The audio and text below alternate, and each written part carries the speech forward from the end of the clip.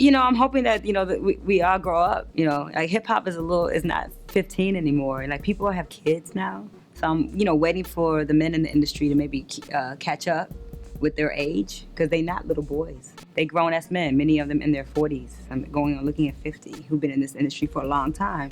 And they have daughters now, and some of them have wives. I don't know, I guess, I don't watch a lot of the television, to be honest. I don't subject myself to the nonsense.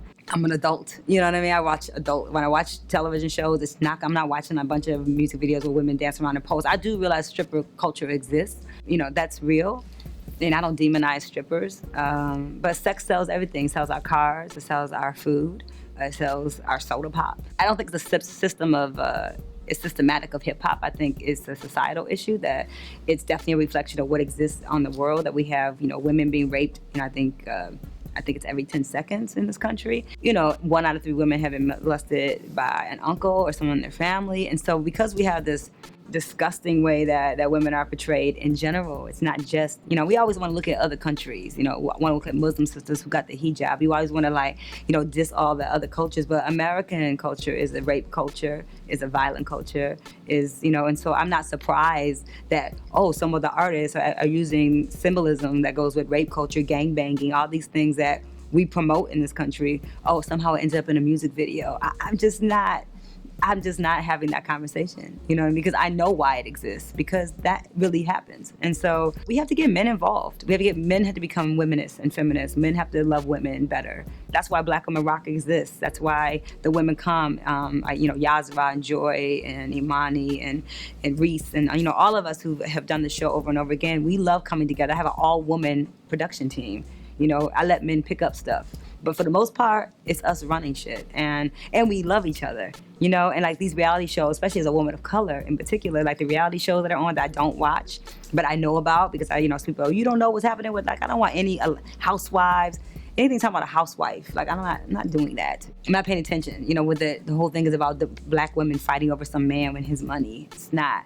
But the reality show of Black Women Rock is not interesting because we actually are women who say, oh, hey, beautiful woman, hey, goddess, hey, warrior. Come on, you got a tribe. There's a tribe of us. We love our children. We support each other. I'm not looking at Vogue and Elle. I'm not waiting for them to, they find like one chocolate sister and suddenly like Black women are beautiful. Like Black women been beautiful. Black dark chocolate women have been beautiful. I grew up in Detroit. I'm in a city that's almost 90% Black still. They come and the hippies are coming, but for the most part, this city is a Black city. It's a chocolate city. The people there are gorgeous and beautiful, and I grew up feeling that.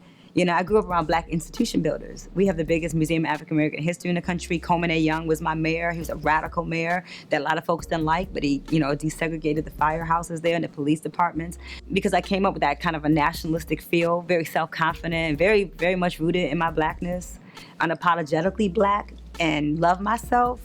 It's hard for me, it's hard to see those images, but I also don't participate. I don't let it affect me. When I get in front of young girls, it's just trying to like get them unplugged a little bit and like letting them, understand like all the beauty it's in the marrow of your bone. The bling is not what you put on your body, that you were born with the bling, that we're the majority on the planet. Like when I started going to Morocco and South Africa and seeing women in Europe that all look like me, like everywhere I went, I found sisters that look like me. And I think that just helped my world perspective, But we got some work to do. I mean, the education system in this country is warped. But there is some work that women have to do with girls to ensure, to let them know that you can say no, that you're bigger. You're not no stripper or no pole. That's not all you are. And I know some of the strippers that are really paying their way through college, going on to get like master's degrees and PhDs. And that's personal space. But deciding to do it in a video, it's a whole nother thing. I grew up in Bed-Stuy, New York, the home of Biggie, the home of Jay-Z, the home of Fabo. And it was a hopeless environment, but you can see the successes that have come. I don't want to hear about it 6 months from now, talking about what that you want to get it done. Just actually do it. Every 45 minutes, go in the studio. It's like, yo, Rich, think you can make that run? I wanted to sing, but I wanted to rap, and I wore a suit in church, but I wore these Adidas with Run DMC.